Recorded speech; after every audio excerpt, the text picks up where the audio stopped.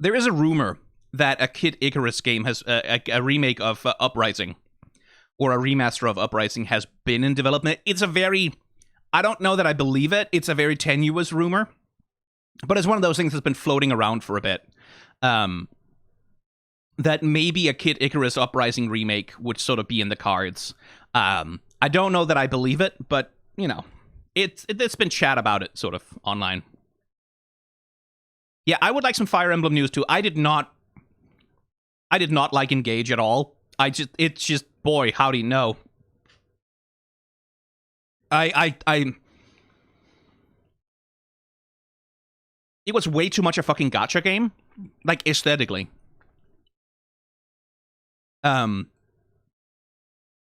With that really tedious nostalgia bait bullshit of like, oh, here is all the old heroes from the old games, and you can summon them as spirit. And then a bunch of characters was like, just like mostly, hey, here's an appeal character, here's another appeal character, here's another appeal character. You're supposed to find all of these cute and hot, and that's sort of like it just didn't have a lot of other anything going on, and the storyline was, oh god, it didn't. Not in the sense that no one should like it, but I just couldn't. I could not get into it. Not after Three Houses. Like, not after all what Three Houses tried to do. Hey, Unseelie Seth, thank you very much for subscribing, or resubscribing, I should say. 6 months, yeah, it's been a while, hasn't it? I should get some icons for people, like the long-time subscriber icons that are a little bit more, extravagant. But yeah, Engage is very much like a Fire Emblem Three Heroes game, right? Like, it's a spin. It feels like a spin-off of the mobile game, whereas Three Houses felt like an actual Fire Emblem. There is a rumor about, it's one of the old Fire Emblems. It's one of the really well-regarded ones that's never been translated before. There has been a rumor about a remake for that. Yeah, Fire Emblem 4. For a while. I don't know I don't know enough about to know whether that at all is a credible rumor, but, you know, it would be the kind of title that it feels like Nintendo would drop at the end of a Switch life cycle, right? There's also rumors about Fire Emblem 9. Again, I feel like Fire Emblem is big enough that would be a launch title for the Switch too. Would you ever do videos about Fire Emblem? I actually have one in I want to do a What's the Deal video about Edelgard from Three Houses. And I'm sort of noodling on the script. I'm not really sure where to go with it, because it might end up being a What's the Deal with all the Three Houses, like because so much of what Edelgard is designed in contrast to Claude and Dimitri. So it's like, I don't know if I can talk about just her in the video. I'm noodling on it. It's taking a while. But I might do a video about her.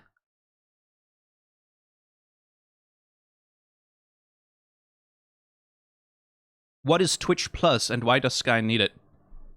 I don't know. Are you getting like a pop-up or something?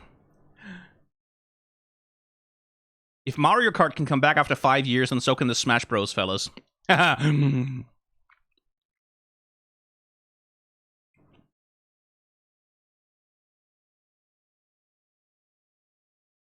I wonder what they'll do about Smash Bros, because, like, where the fuck do they go with that after Ultimate?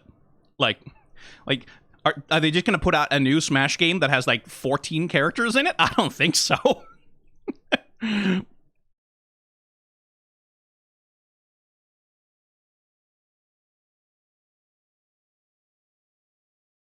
Smash Ultimate Deluxe? Yeah, it'll have to be just a re-release, right? Like, it would have to be a re-release of the old game with some extra stuff on it, where they add, like, 5 more DLC characters or whatever.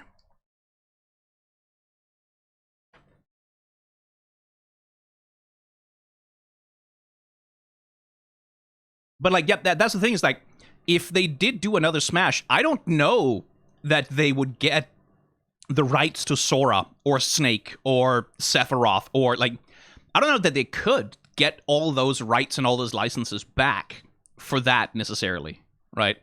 Oh, thank you for the tip, Mr. Paul 32. I don't know if you're in chat, but I appreciate it.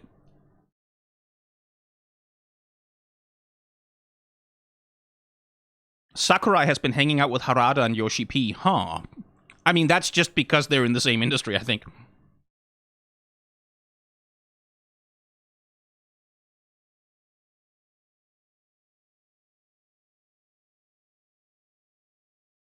Are you hoping for anything particular? Twilight Princess remake. That's sort of the only thing that I sort of have in mind would be cool. I don't know that the chances are high, but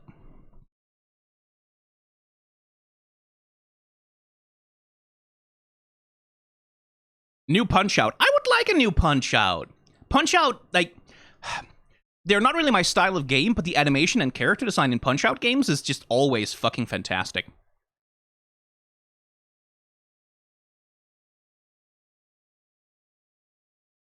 I no longer wish to be seen as a Nicky Boy knockoff. Were you seen as that before? Thank you for subscribing, though.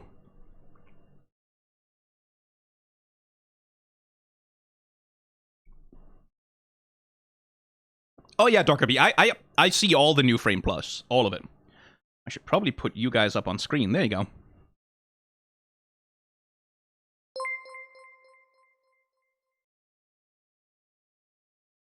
Still waiting for a localization of Yokai Watch. Yeah, not sure about that.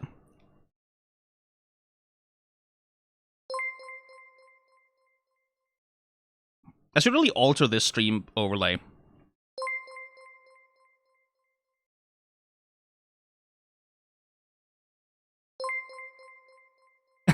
I think it's playing back all the alerts from everything that's happened so far when it wasn't turned on. That might take a second. Final Fantasy XIV on Switch would shatter it. Yeah, that's actually not impossible, is it?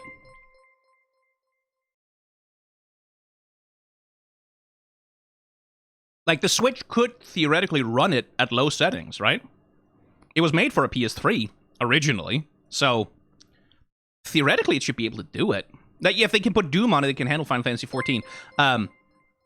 I'm not sure Switch could handle the new version. Hope I don't think... doing good to Begrin still wait on Disco Elysium since 3 years greater than W less than. You'll be waiting a little longer. Like, Disco Elysium is a game I want to play, but... Jesus Christ, there's a lot of... I need to set time aside for it, because I cannot play that game piecemeal. It needs to be like one long marathon for me to get through that.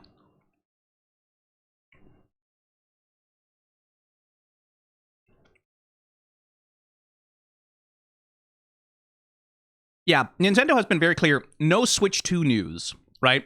But I would not be surprised at all if they announce some games here, and then once the Switch 2 hype cycle comes around, like once they're starting to promote the Switch 2, they'll be like, oh, by the way, these new games, they're getting graphical updates on Switch 2. Like, they're looking better on Switch 2. They'll have ray tracing on Switch 2, like some shit like that.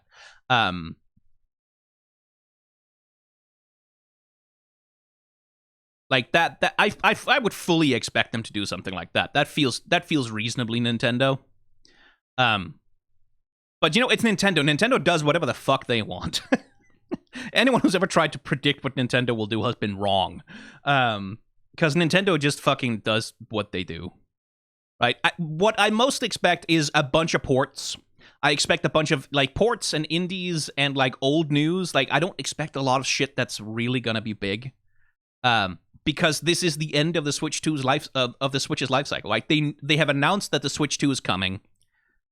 So everything that's getting put on the Nintendo Switch is stuff that's like where the companies putting it on there are okay if it doesn't sell big, right?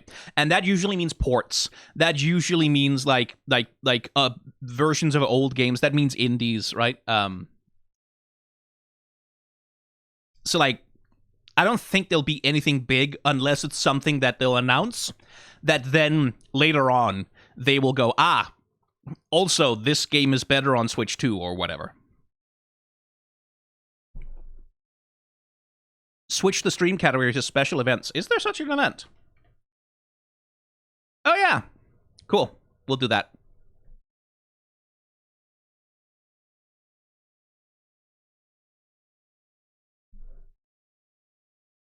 Any idea of starting back the Final Fantasy VII Rebirth streams? Soon, I hope. But I'm making no promises. Mostly right now, I need to get some more videos out on my main channel, because that has been dormant for a while. I finished an Elden Ring video. I need to do a character design video essay about something. Like I said, I was maybe working on one about Edelgard from Three Houses. So like I need to. It's because I've been streaming Rebirth, because I've been doing stuff on my reaction channel, because I've been doing a whole bunch of other stuff. I just haven't had time to work on my main channel, and it has suffered somewhat from it, and I kind of need to get that shit going again.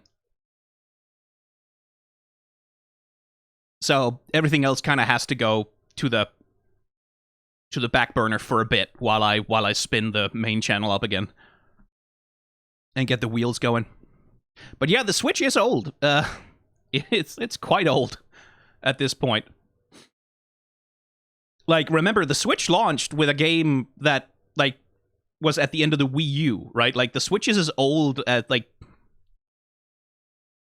old enough to co-launch games with the Wii U.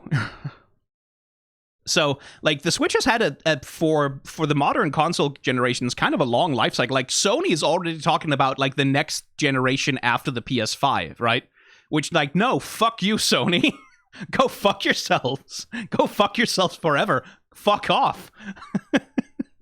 Because, no, I'm not fucking buying another console from you this soon, right? Until they announce, oh, hey, Final Fantasy VII Rebirth Part 3 will be on the PS6 or whatever. And then I'm stuck, right? At least I can expense it as a business expense.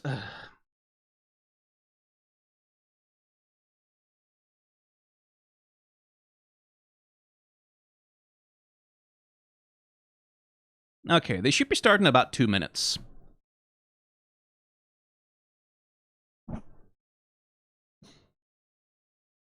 Part of it is the pandemic years that broke all of our sense of time. Yeah, like, the pandemic years are like, I'm still firmly, and it's still, the pandemic is still going on, right? Like, it didn't end, COVID didn't stop, but that which we call the pandemic years, I'm still on the thing of, like, those don't count, right? I am not, like, those 2.5, 3 years older. No, they don't count. I am 3.5 years younger than it says on my birth certificate. Those weren't real years. No, we'll not get Silksong, Megalomaniac. No Silksong today. Not gonna happen. And I say that because I fully believe Xbox has a deal with Team Cherry to be the ones who post the launch trailer. I'm reasonably sure that that's a thing. So, like, I don't think Nintendo's gonna announce it, and they're certainly not gonna announce it in a direct like this, I don't think.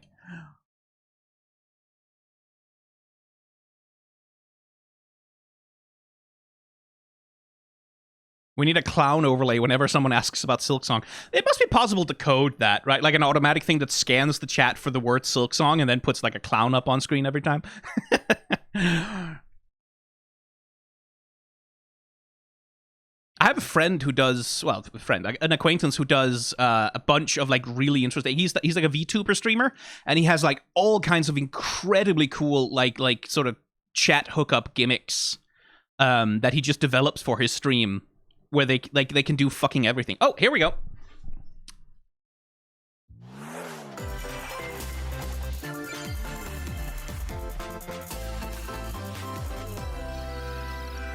How's the audio level?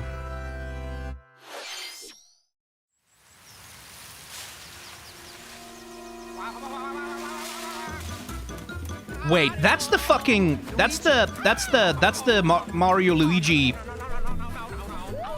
Is this Partners in Time? Is that gonna be what it is?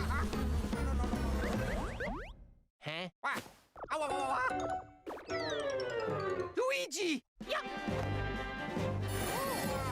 Or is this new? Is this like a new Camelot RPG?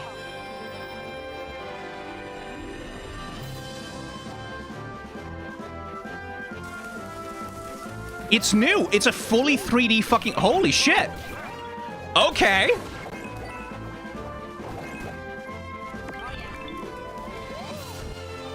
Because some people have been speculating about, like, a Partners in Time port. That looks really nice in the art style, actually. And the animation on them, like, they have really good character animation.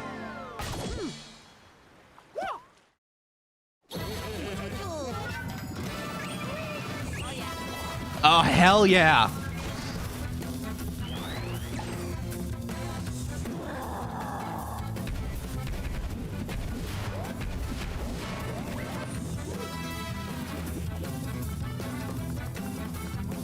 Oh, I'm so up for this.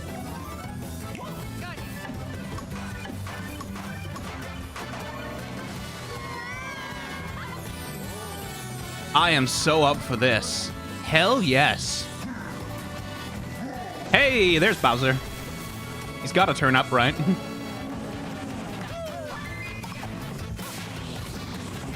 Oh, hell yeah. Super Mario Strikers.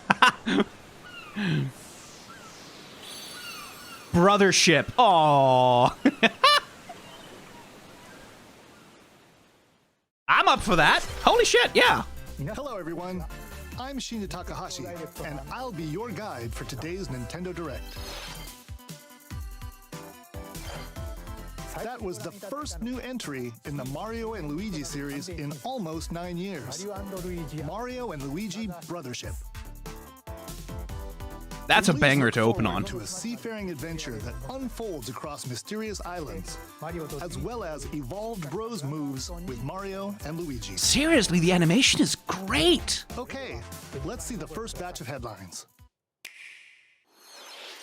Bring the championships home. Oh, more NES Championship. Okay. The thrill of the Nintendo World Championships is heading to the Nintendo Switch system. They already announced this, I think. Over 150 speedrunning challenges from across 13 NES games, from lightning-fast feats to action-packed battles. Familiarize yourself with each challenge and perfect your timing.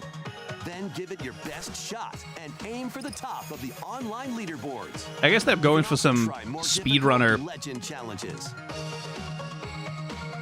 Like completing Super Mario Brothers in one go using warp pipes. Stuck on a legend Yeah, they're challenge? going for the speedrunners. Check out I mean, that's cool. classified information for handy tips and tricks to help you improve. Put your skills to the test in survival mode, where you'll race against ghost data of players worldwide. After each round, half of the players will Shit, be that's actually kind of eliminated. cool. You've only got one shot to survive. Will you be the last one standing? Like, the ghost data thing is actually kind of cool. I think some competitive people can have a lot of fun with that. Switch, July 18th.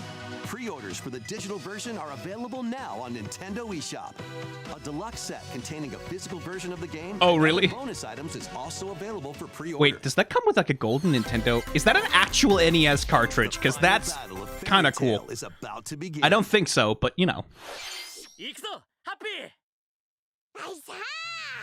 Oh, is that, that's, what is that, Fairy Tail? The climactic Alvarez Empire arc from the hit anime Fairy Tail. Yeah, this action okay. RPG. I don't really care that much about Fairy Tail. It never grabbed me. Set in the vast kingdom of Fiore, Team Natsu prepares to finish their fight. Engage in real-time battles and unleash powerful attacks that fuse different kinds of magic based on who's in your party. I will say the environment design in that game looks kinda ass. Work together with your teammates to take down powerful enemies.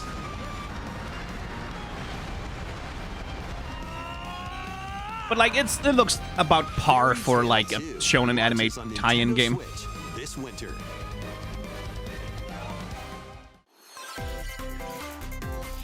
Embark on a multi-dimensional Oh, hello. journey.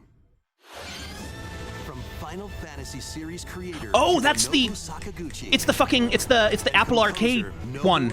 With the fucking... Comes the turn-based With the RPG dioramas. Yes. Fantasian. Fantasian. The world is slowly being robbed of its I really want to civilization. play that, because, like... Those are real miniatures. Leo must confront an evil All the entity environments in that game are real miniatures that they built and photographed and, like, scanned into the game. Chat is coming up game names. Ticket to winning battles. I can't really Adjust a do skill's anything trajectory about to target multiple that. Hang on, let me enemies see. at once. You can also send enemies you've encountered to a separate dimension and fight them later. Let me see if I can get that somewhere The else. more enemies there are, the more you can wipe out in one shot. Overlays. Now, let us save the world together. Fantasian Neo Dimension launches There. on Nintendo Now you're on Switch top of me. this holiday. Don't take that out of context. Another sport is coming to Spoko Square. Oh, that's their Basketball is being Wii added as a Sports free thing. update to the Nintendo Switch sports game. But yeah, Fantasian, I want to fucking play Fantasian. Dribble, pass, and shoot. I think it is reasonably popular with like the same people who were into Wii Sports. Try out 3-point challenge solo and score as many baskets as you can within the time limit. Up to 4 players can also compete in 5-streak battle. Besides local play, you can team up with players worldwide. The more in 2-on-2 soulless Mii's, online nah, matches. Mii's themselves were not that soulful. Honestly, let's be real. People just have nostalgia for them. This free update for Nintendo Switch Sports dunks its way onto Nintendo Switch this summer.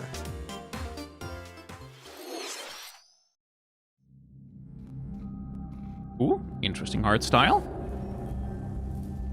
Oh. Is this gonna be a sad robot game? I'm very weak to sad robot games. Like, I have an elemental type weakness to them.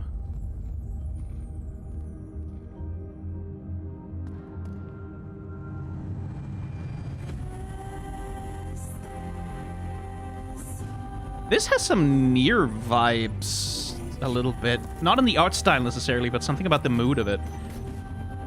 But I guess it's more of a Hollow Knight thing? Yeah.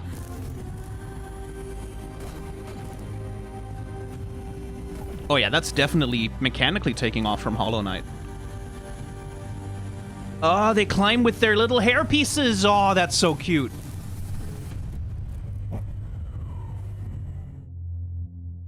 Neo, Memories in Orbit.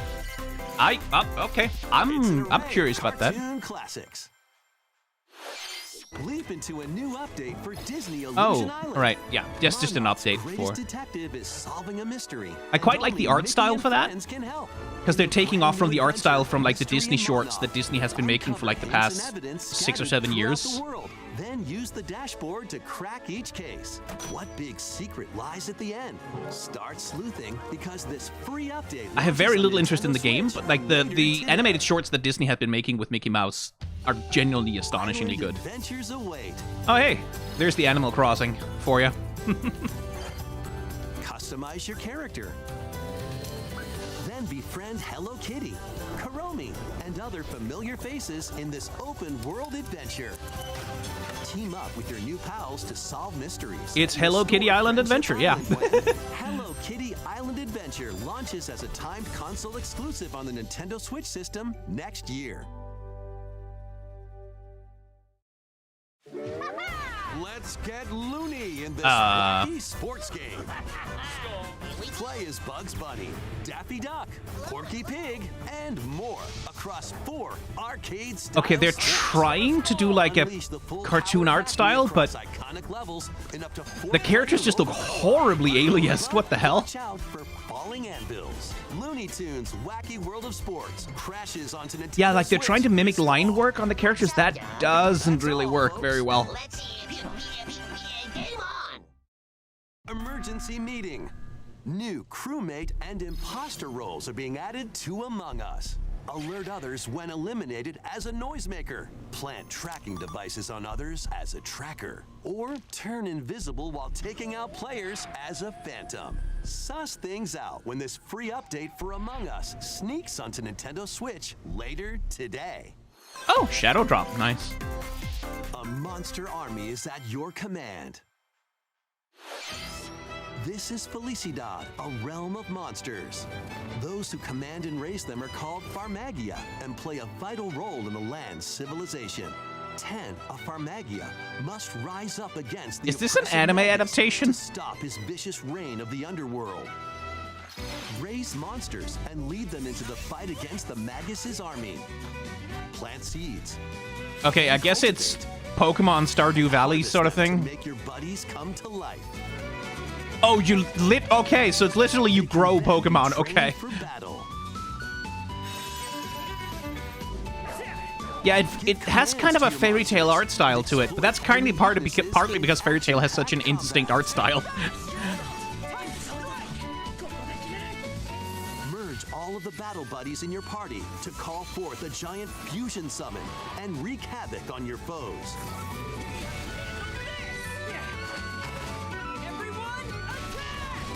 The character design of the main character is kinda not great. Launching on Nintendo Switch. Like, his head looks really weird in proportion to his body. Orbital Pie, thank you for subscribing. Also, Rapti Feathers and, yeah, I think that's it. Hey! Donkey Kong Tropical Freeze port.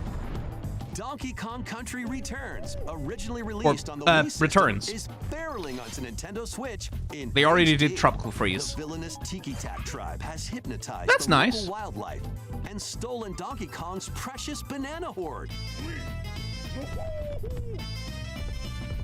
Obstacles in the way? Just stomp them. Pound them. That's nice. Again, ports, And right? roll on through. Each level is filled with hijinks, but they're no match for these top bananas. From manic minecarts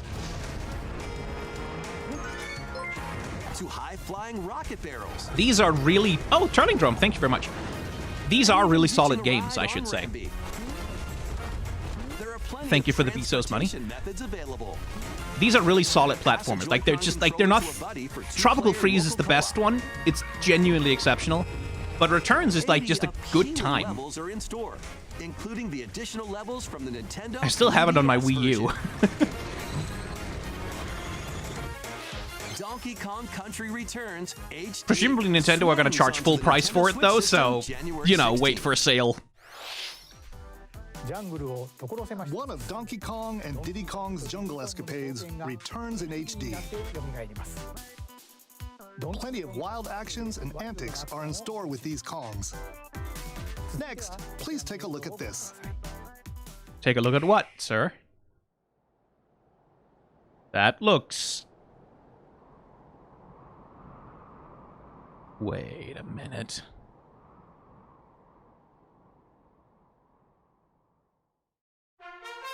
There it is! Oh my god, it's been ages since we saw Dragon Quest. These are the Dragon Quest HD 2D remakes. Or one of them, anyway.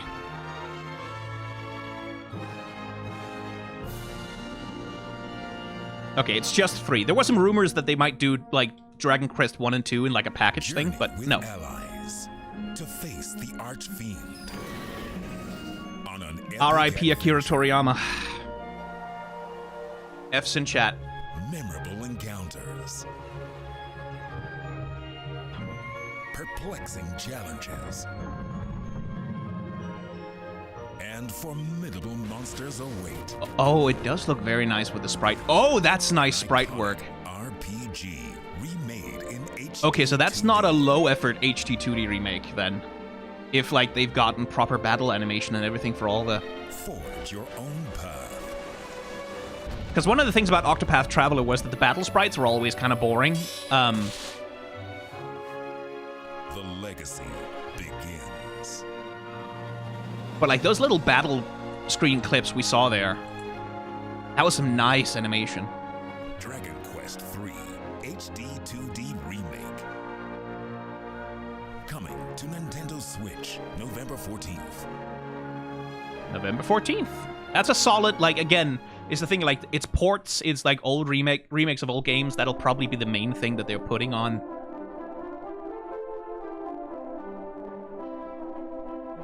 Oh. Hello. Da, da, da, da, da, da, da. Aha! The rumors were true! That'll just be next year.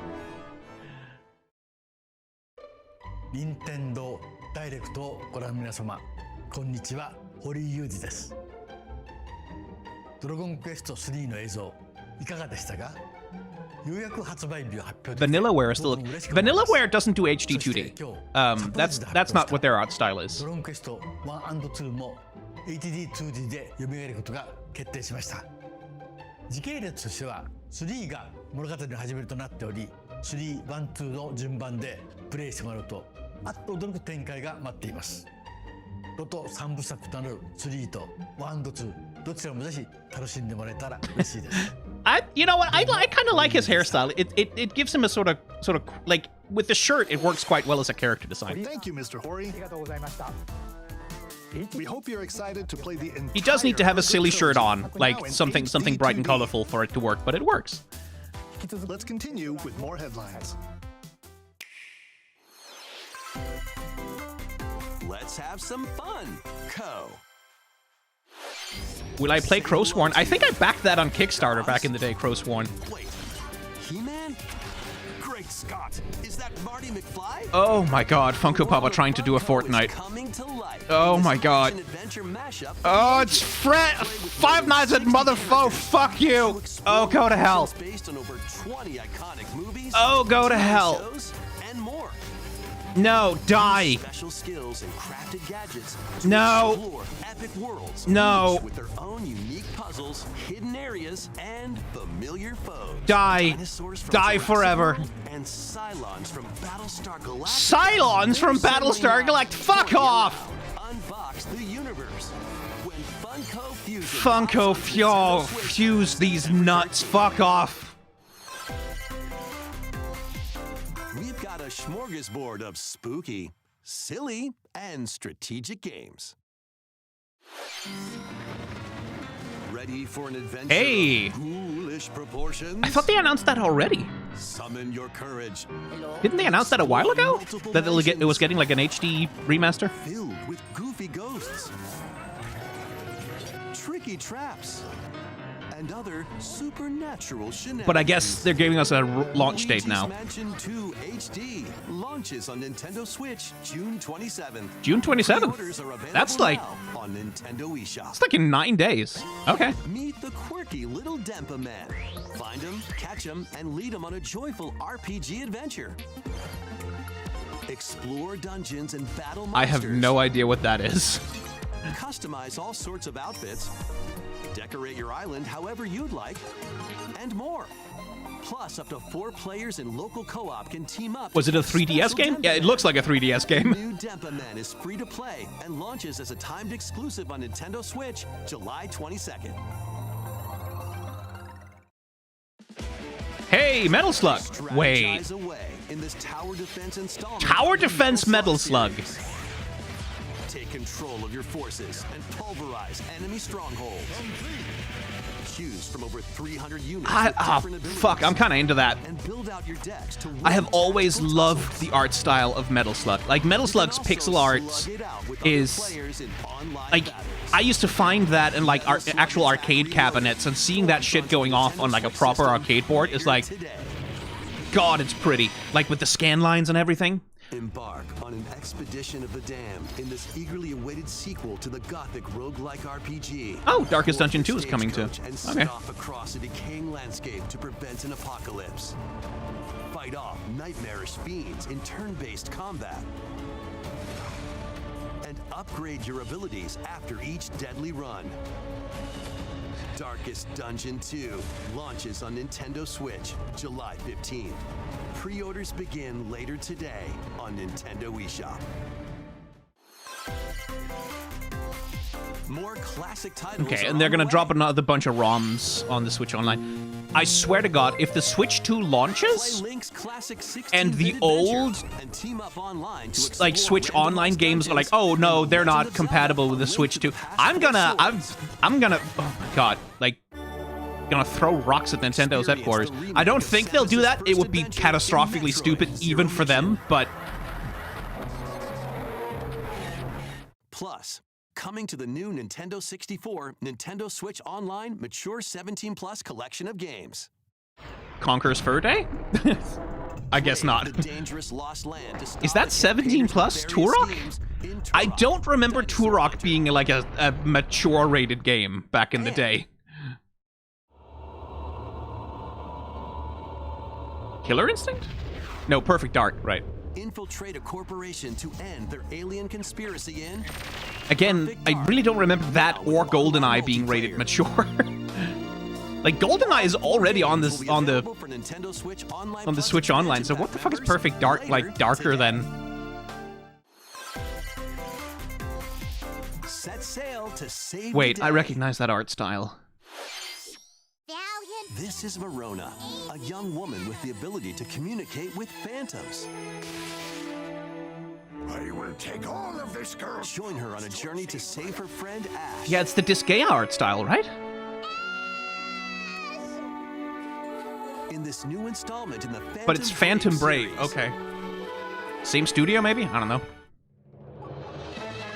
Take on tactical turn-based battles, where you'll combine the phantoms you befriended with objects in various ways. It feels very Disgaea, though, like in the way that this seems like a real Combine spreadsheet phantoms with game. certain objects to maneuver them. Combine with a cannon to attack a large area. A fan to blow enemies around. Or Like, the reason I could never really get into Disgaea is because it's so much a game about, like, manipulating systems and, like, optimizing stat growths and, like, things like... And it's just not really my style of RPG. Next year. I can definitely see the appeal. This one's gonna Oh, take you for a some Street ride. Fighter shit. Okay. 7 arcade Marvel! games featuring and Capcom It's characters Marvel! fighting their way onto Nintendo Switch as When is Marvel? Now is Marvel, apparently. Flash and X-Men versus Street Fighter. Well, shit, that's Check it cool. out in Marvel versus Capcom 2: New Age of Heroes. If it has online play, it needs to be... Take down the King good. the beat 'em up side scroller The Punisher and more. Oh, really? They're doing the... Oh! We're getting Children of the Atom. That's a bunch of old Training mode arcade. to polish Okay. your fighting skills and combos. Select online mode to challenge rivals around the world. I used to play so much fucking Marvel vs. Capcom on PS1, like on the shitty old PS1 controllers, with my friend. You can also cross over to the We sucked museums at it, if but you I want. love the fucking Or art style listen to that they music have from in each the game. pixel art for the Marvel vs. Capcom games, the original ones. Marvel vs. Capcom Fighting Collection Arcade Classics. Who was my main Launches on Spider-Man? Nintendo Switch this Of course year. it was Spider-Man.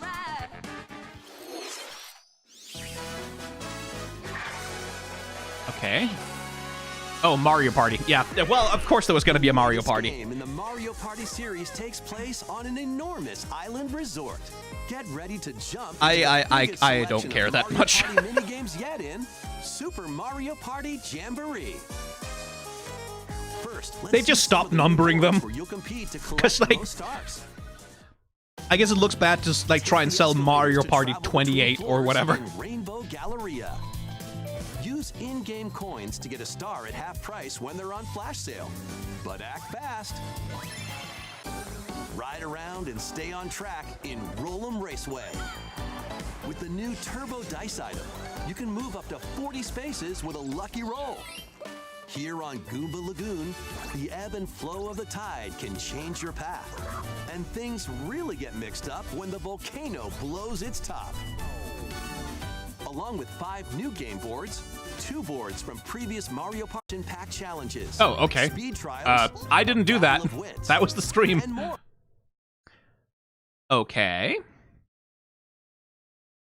What's the deal? Nintendo. At least we're not missing much. It's just Mario Party, but still. The hell?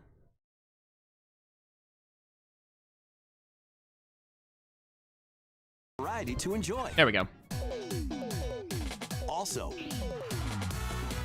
up to 20 players can go head-to-head online in the Coupathlon mode. Compete against your rivals and aim for first place. Try your best to come out on top.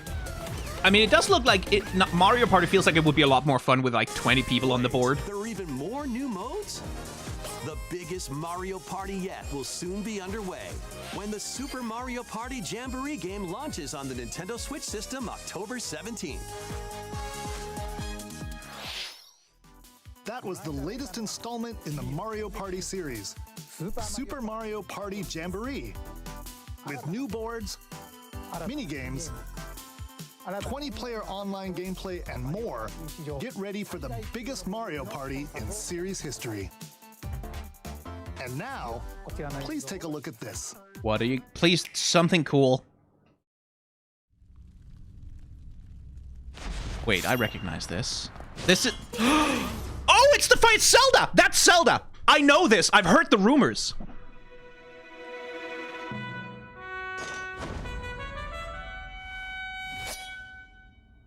They're doing... It's the Link to the Past thing with the remake thing.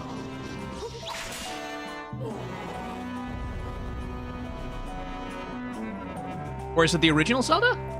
I don't think so, because Zelda isn't trapped in a crystal in the original. They're doing something else. Oh, it is true. Oh, this is... You're gonna get a kick out of this. You're gonna get a kick out of this.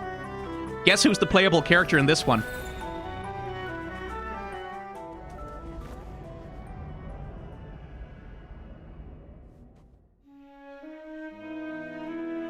I heard the rumors. I heard the rumors about, like, the team that did the Link's Awakening remake doing, like, a big game with Zelda as the playable character. Hello, everyone. I'm Took you long enough, Aonuma. The Legend of Zelda series. I guess he finally heard What you us. just saw was the latest installment, The Legend of Zelda: Echoes of Wisdom. This time around, Link has vanished. Now, it's up to Princess Zelda to step into the protagonist role. You might be thinking, Give her a will sword. Zelda fight with a sword then? Here, we wanted to create a new gameplay style that breaks conventions seen in past Legend of Zelda games with a top-down perspective. Come on. Give her a sword. To explain more, please take a look at this video. So long as she gets to kick ass, I'm happy. Give her a gun. Yeah. Give her a gun. Across the vast lands of Hyrule, strange rifts have appeared and have taken many people, including Link. Now alone, Zelda meets the fairy Tri, receives a mysterious staff called the Tri-Rod, and sets off on a journey across Hyrule to save her kingdom. By waving the Tri-Rod at a table she found, Zelda learned how to create an imitation of it called an echo. Once you learn an echo of something, you can recreate it whenever you'd like. Even if there's a wall blocking your path, you can create echoes of tables to get a leg up. Just like that. Okay, so puzzle focused then. You can create wooden boxes, old beds, and unusual things like water blocks. I don't mind this being puzzle focused because Zelda has always been like the wisdom character, right? Learn and So I don't mind that echoes so of much. Things you find while exploring Hyrule. You might be surprised at what you discover. That does look like you could have a lot of Even creative fun. battles will look different. You could pick up and throw a rock echo, for example. That's not all of it. I like that. You can also create Still think she should have a echoes of sword. monsters. After doing so, they'll fight by your side. Monsters have different abilities, so choose the one you want to create based on the situation. Wisdom is key after all. You know what? I'm into that. I like that. Like that it's rather than combat, it's problem solving.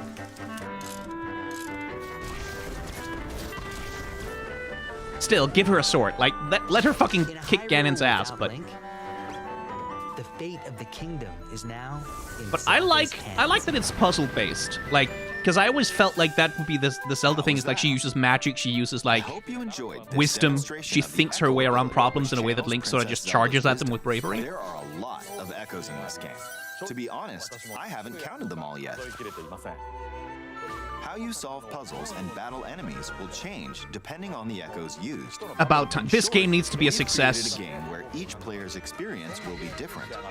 This game needs to be a success The Legend because of Zelda: Echoes I of need Wisdom Zelda to launches have more September games. 26th. I need Breath of the Wild Nintendo 3, Switch whatever the Lite fuck they're gonna system do. Like, I inspired by need the that. Legend I of need Zelda her to be series her will playable also thing. be available at launch. We hope you're looking forward to playing as Zelda in this new adventure.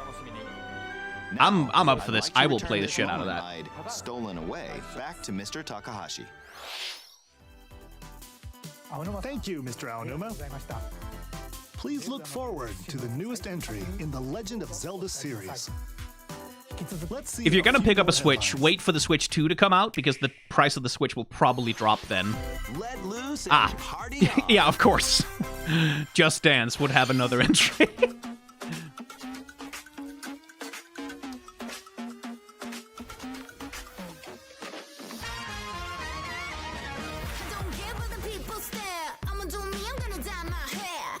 I think they were still releasing Just Dance games for the Wii up until like a little while into the Switch's life cycle. They still released new Just Dance games for the Wii. Some dude on Twitter is talking about how they made Zelda woke right now. Yeah. Absolutely. Like, Chuds on Twitter, like, I guarantee you the video is already up with the angry thumbnails about how Nintendo went woke with Zelda, blah, blah, blah. Yeah, I know. I don't care about the copyright that much. Like, they're doing it already, because they don't care. Like, they don't actually care. It doesn't actually matter. They just want something that they can slap a thumbnail on and yell about, because that's how they get their money. Is on the horizon. Oh, that's the Lego Horizon. That's been already announced. In Lego form. Join machine hunter Aloy on a quest to save the world from an ancient evil. Journey through lush landscapes. Dive deep into It's basically a successor to the Lego Star Wars games, like in gameplay style, by the looks of it. By the original game. But be careful. Swarms of machines are lurking everywhere. Use an array of gadgets like blast boots and gravity bombs to hunt them down. From the nimble watchers to mighty sawtooths. You might even come across the fearsome Thunderjaw. As you progress, you can help Aloy rebuild her home and customize her appearance with lots of outfits. But why adapt a video game? You don't have to explore Fortnite this shit, vast basically. wilderness alone. Team up with familiar faces from the I guarantee you Sony paid a lot of money. Sony and Lego worked out some kind of licensing deal where they sort of... It's because, like, Lego has a bunch of Horizon Lego sets to sell, right? Like, they have licensing agreements with Sony for, like, the thing. Oh, Stray's coming to Switch. Neat. They must have had to tone that down a bit to get that running on the Switch.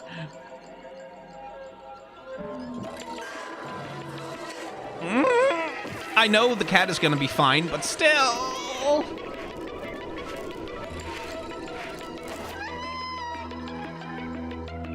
Experience a decaying cyber city through the eyes Oh of yeah, the graphical fidelity has taken a hit or two. Explore alongside a drone But the animation is still there. to find your way home. Carefully climb to the highest heights. Create new paths for yourself. Stray is a game that's worth, like, playing with high graphical settings if you can, like on a PS5 or whatever, because it is genuinely very, very gorgeous. Like, a lot of the beauty still persists here. The art style is still good. Excited to have you slinking around, including hordes of hostile creatures ready to swarm. Keep exploring to venture into more areas of this unfamiliar world. But, like, the environment design in this game is absolutely stunning. Stray finds its way onto Nintendo Switch this holiday. And the animation is also just fantastic, especially on the cat. Welcome home, Oh, Hobbit. oh, it's that Lord of the Rings life sim If game. you've ever wanted to live like a hobbit from the Lord of the Rings, I think that was announced previously now, as well. A leisurely existence nestled away in an idyllic, quiet corner of It is Middle-earth genuinely can be astonishing to yours. me that they didn't capitalize on, Customize like, your a Hobbit appearance, farm sim decorate your sooner home, than this. and settle into life in the Shire. Like, the only fucking As a Lord of the newcomer Rings to video the games they little made for, haven like, of 20 Bywater, years was just hack and slash befriend action your neighbors, games. work together to solve problems, and even share a meal. Or 3. Explore, garden, fish, forage, and cook. The best way to build a Hobbit community is by hosting a dinner party with your homemade dishes. What are your thoughts on You can Stray's trade with devs your basing the neighbors environment for off the unique Kowloon walled decorations or city? special ingredients for even I don't have tastier any meals. particular thoughts about that. Friendly hobbits and familiar faces await your arrival when Tales of the Shire launches on the Nintendo Switch system this holiday. Investigate. Oh! Oh, investigations! checkmate. Hell yeah! Both of them. Please, both of them. 2 Ace Attorney spin-off Yes! games, including a sequel Yes! that was previously Because unreleased it had not been outside Japan, translated before. coming to Nintendo Switch as I played the one fan collection. translation of Ace Attorney Investigations 2, but it's rough. Ooh. Oh, they're getting new sprites. Those are quite nice, actually. Interviewing people and inspecting evidence. That's not just like an upscale. They've actually got new sprites for like the character, for the player character. Enjoy all new hand-drawn character Yeah. visuals from the original series character designer, or swap to the original. And the sprites original for is a there more still too. classic Okay. look. Take a break from your investigation to explore the gallery. Where you'll Oh, find character art, I want to music, replay those. including orchestral arrangements. Presumably that'll come to PC as well then, because that's what Capcom has done with all of their Ace Attorney things. At any cost. Ace Attorney Investigations Collection launches on Nintendo Switch September 6th. Pre-orders begin later No, today on Ace Attorney Nintendo Investigations is the one where you're playing as Miles Edgeworth, and that has like a slightly different gameplay style. That's more a traditional sort of point-and-click adventure, compared to like the visual novel games. Okay, this looks like some Danganronpa shit. What are we going? What's going on here?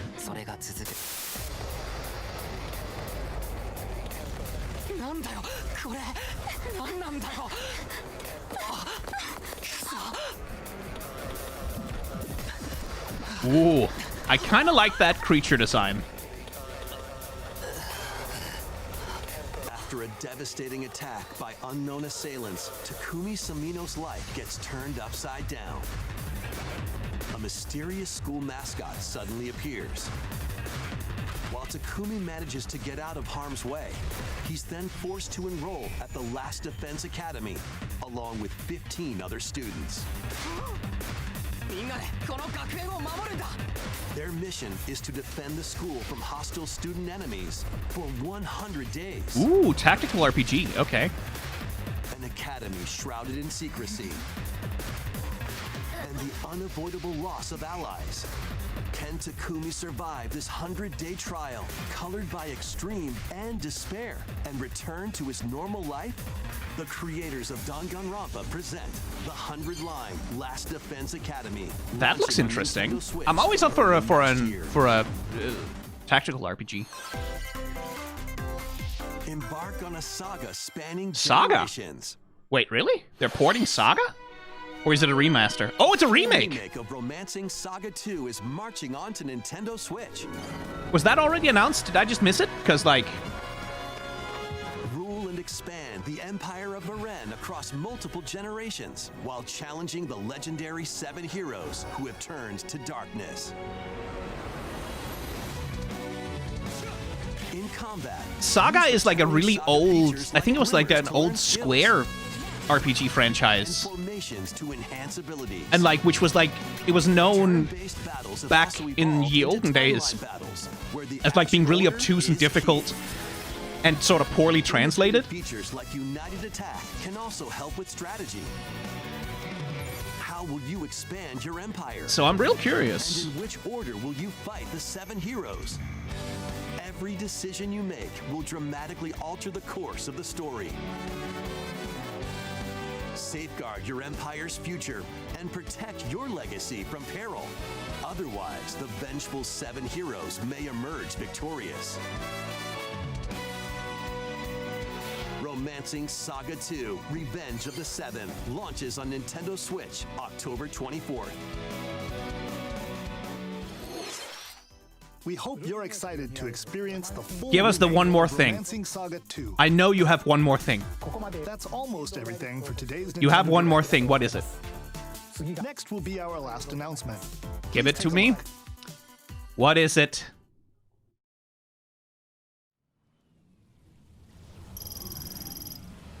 Oh, okay, it's not Zelda. It's Metroid!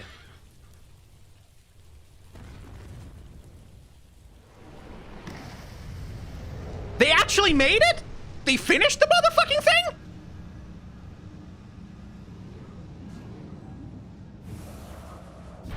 Is it Prime 4?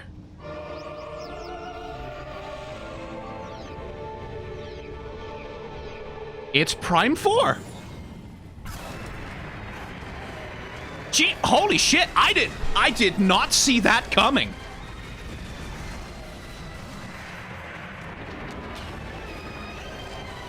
I did not expect to hear anything from Prime. from Metroid at all. Yo!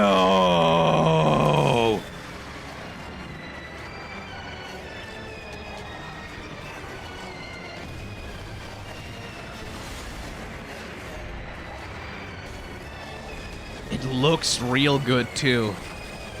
Like, it looks like they very much kept the original mechanics. Oh? Is that an anti-Samus? Interesting. Beyond. So that's clearly like a rival character they're introducing there, like a dark mirror of Samus sort of thing, which is something Prime really loves to do. Holy shit. Holy shit, Metroid Prime 4 is real! Was that Silux? Oh.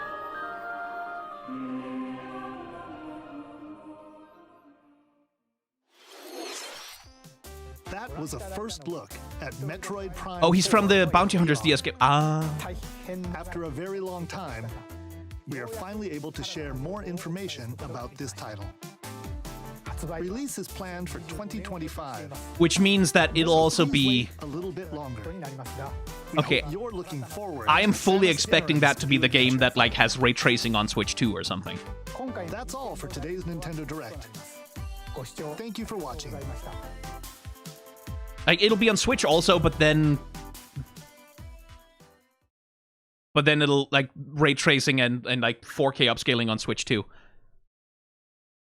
Holy shit. Holy shit. Yeah, this was in development hell for like... They switched development studios because the first crack they took at it just went so terribly that Nintendo pulled the plug on it. Yeah, this is the end of the Direct. Shit, okay. Talk about saving the bombshell for last. Nintendo are good at that. They like doing it. Holy shit. Okay, let's go over what we just saw. We saw Prime 4. That kind of knocked everything else out of my head. We got the Mario Luigi RPG thing.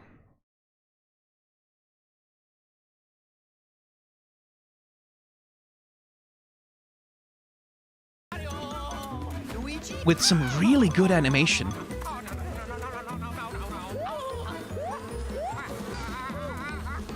Like, genuinely fantastic character animation on Mario and Luigi in that one. Luigi! Yeah.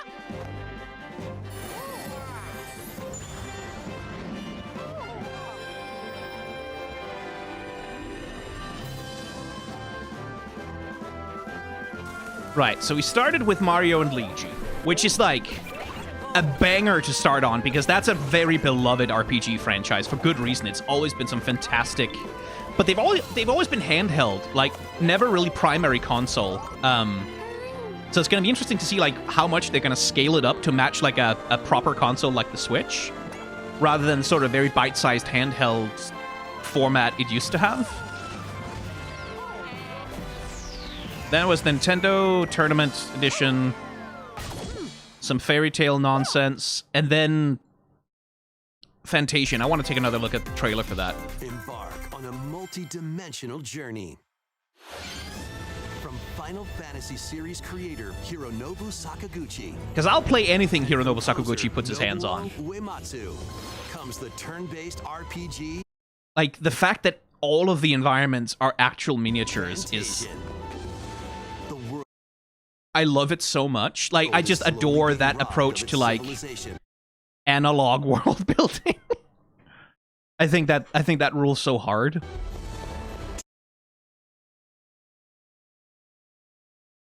I'm real curious about this. Because I was so sad that that shit got imprisoned on Apple Arcade for so long. Skills are the ticket to winning. Right? You can see the tilt shift on the camera that they were using to, like... battles. Adjust a skill's trajectory to target multiple. And that's very Chrono Trigger. Like, that thing about, like, having to like, you can also send tilt and, like manage the area of your thing. So that's, like, interesting. The more more enemies there are, the more you can wipe out in one shot. Then there was the Wii Sports thing. Don't care about that. Then there was Sad Robot Game, Hollow Knight-esque, with a really nice art style. Like, it's not always that games manage to pull off that thing where, like, it looks like you've got these, like, hand-scribbled hatching across the whole environment, but that game does a really good job of making it, like, look solid. And not just, like, a bad filter that's being applied to everything. And, like, some nice environment design, lots of variety in color. And the movement system does look real fucking fun. Like, lots of dashing, lots of... And that just fully looks like a Path of Pain. Like, the little movements with the hair tendrils.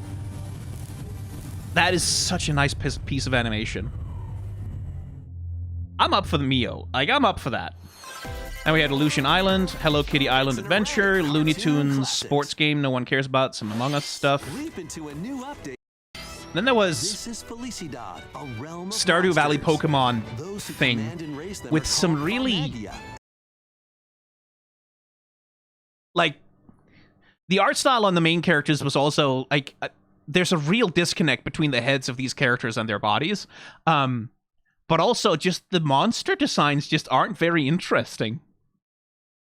Like, they really don't have much like, even fucking, what's that Pokemon ripoff game with the guns? Palworld. Palworld had substantially better monster designs because they were ripping off Pokemon, right? Like, they gained a lot of sort of aesthetic quality from doing that. This looks completely incoherent. And play a vital role in the land's civilization. 10 of Farmagia must rise. But like, that fully looks like some fairy tale shit. Which is that what the guy is called, or the Hiro Mashima? Is that the person who does Fairy Tail, or are they an assistant or something? Yeah, that is Natsu, right? Like, it looks like that guy. Against the oppressive Magus to stop his vicious reign of the underworld. He's come to life. And it's like, looking at the graphics here, this looks very fucking... The thing about the graphics is they look like they were all bought from the asset store. Because they don't integrate into the environments very well. Like, everything seems like... These ground textures look like they weren't really designed to interact with the hard shadow on this green plant. Like, why does that green plant have a hard, dark, solid black shadow, and then you have soft shadows on the ground? Like, what the fuck is that? Why, like, there's a lot of art style inconsistency here that I would identify as, like, that's something that feels like sort of first-time developer problems, right? Where they can't really cohere their character art and with their environment. Which, you know, so I'm not really interested in that. We had the Donkey Kong Returns HD. Then we had Dragon Quest HD 3D, or Dragon Quest 3 HD 3D, and the other two. And I never played the first original Dragon Quest game, so I'm kind of curious. Because it is a legendary RPG franchise, right? Like, this is not just casual shit. Dragon Quest is like one of the OG RPGs, not so much in the West, but in Japan, and it's incredibly influential. Like, every RPG you have ever played that was developed in Japan is influenced by Dragon Quest. So I'm kind of curious to play it. To, like, see what that game has to offer. And, like, I think this is a nicer way to do HD 2D than what the Octopath Traveler team did. Because, like, Octopath Traveler, this game also has it, but one of the things that I sort of dislike about the HD 2D style sometimes is that it relies way too much on lighting effects. Like, there's way too much fucking bloom, there's way too much, like haze and shadows and, like, blur and tilt shifting and all kinds of shit that often could make HD 2D feel very unclear to look at. The first Octopath Traveler suffers from this a lot, I think. The second one dials it back a bit and does better on it. And Triangle Strategy does even better. Like, this is, like, doing a solid job of integrating, I think. Without like, mashing effects all over the screen so it becomes impossible to see anything. Perplexing challenges. And then there was, like, the monster fights. Because, like, these are all old Akira Toriyama character designs. So it's like interesting to see them integrated into a 3D environment. And the thing this kind of excited me, that, like, it's not just that they have static sprites that just sort of flash and then they do an attack. They actually have some fucking attack animation, and it's like some really smooth attack animation too. That made me kind of excited, because like that's one of the things about HD2D is like, I want it to do stuff that's more in line with, for example, like Breath of Fire 4, right? Where they really pushed like what could be done with sprite art and like sprite art animation to make it look really nice and appealing rather than static. And I'm seeing some of that here, which I'm kind of excited about. Remade in HD2D. Like, I'm absolutely up for this. Let's see, what else do we have?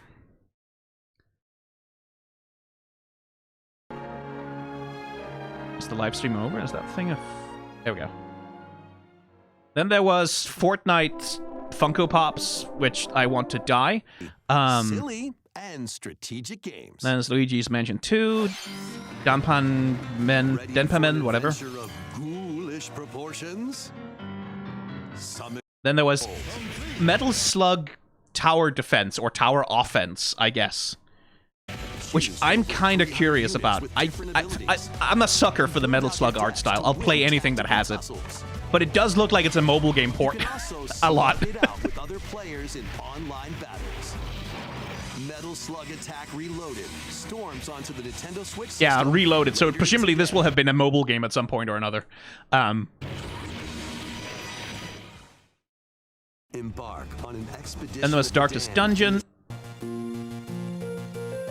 Then we're getting Legend of Zelda 4 Swords for the online, Zero Mission, Turok and Perfect Dark. Then there was the ability to communicate with phantoms. Not Disgaea game, Brave something, Brave Phantom. Join her on a journey to save her friend Ash. Phantom Brave, yeah, which I was not that interested in. Thank you for subscribing, Unicorn King. In this new installment. And then Marvel vs. Capcom Collection is like, some people are gonna get really fucking hyped for that. I might pick it up just to replay Marvel vs. Capcom 2. New Age of Heroes. Take down the Kingpin in the beat 'em up side. I suck at fighting games, but like that's one that I have a lot of nostalgia for. And it's cool that like we're getting some ports of like the old arcade exclusive beat 'em ups. Then there was Mario Party. This is like fine. I don't care that much. And then there was... So I thought, I'd heard the rumor about a game with a playable Zelda, right? So I thought it was going to turn out to be Zelda Under the Hood. So I was like, oh, okay, are they doing just a remake of Link to the Past then? Like, what are they doing? But then, of course... the twist. Like, and it's fucking about time. It is about the motherfucking time that Zelda gets to fucking be playable and, like, be a main character in an adventure. This is something I've said before, but the best story, the best Zelda story that has ever been told was Hyrule Warriors Age of Calamity. That was the best story about Zelda that has ever been told. Not the best story in any Zelda game, but the best one about Zelda, because it's one where she got to be a main character, she got to have flaws, she got to have like personal relationships with characters, she got to develop and build, she got to go through a story arc, she got to have like an emotional arc, and like I should do a video essay about Age of Calamity because it's such a good story. Like it's a genuinely really nice story. That's well told in between all the fucking Muso bullshit.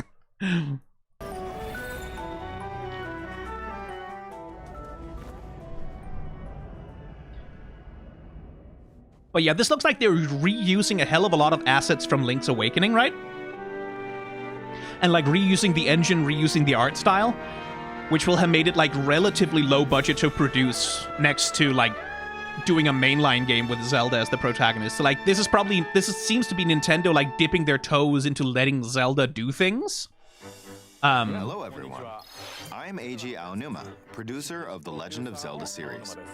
Right, like it's because Eiji Aonuma has finally fucking heard people screaming for playable Zelda, right? People have been howling for it after Breath of the Wild, especially after Tears of the Kingdom, right?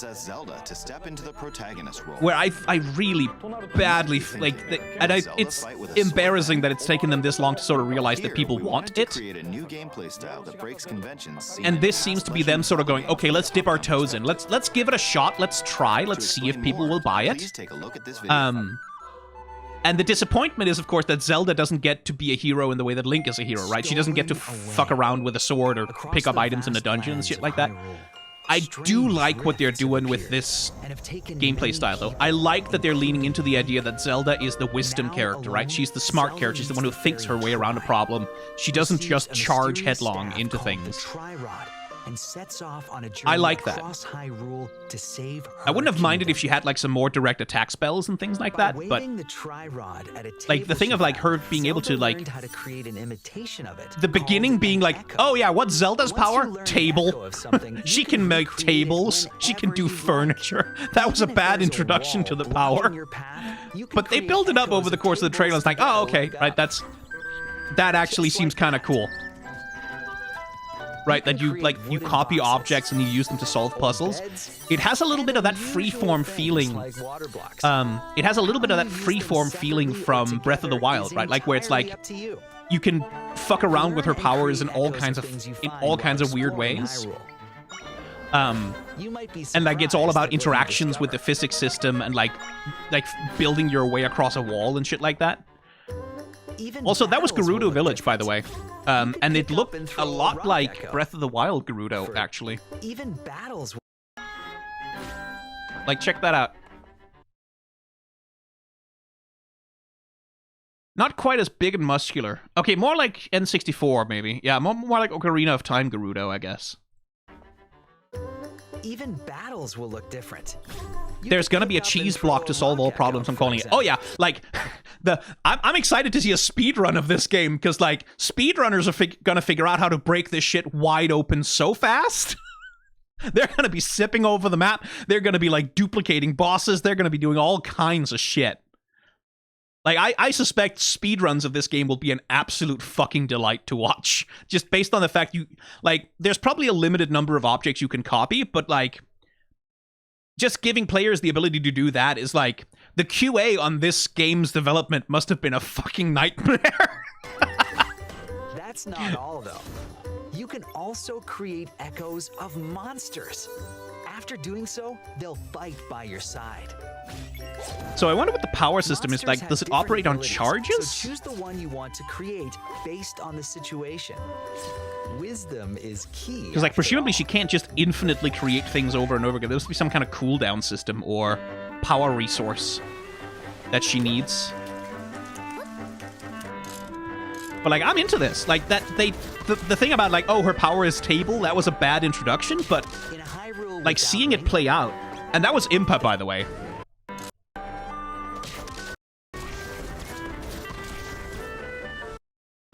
Seeing it play out, like sort of creative solutions and all that.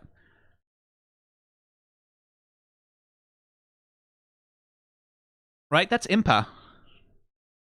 Oh yeah, it is. It's old Impa too.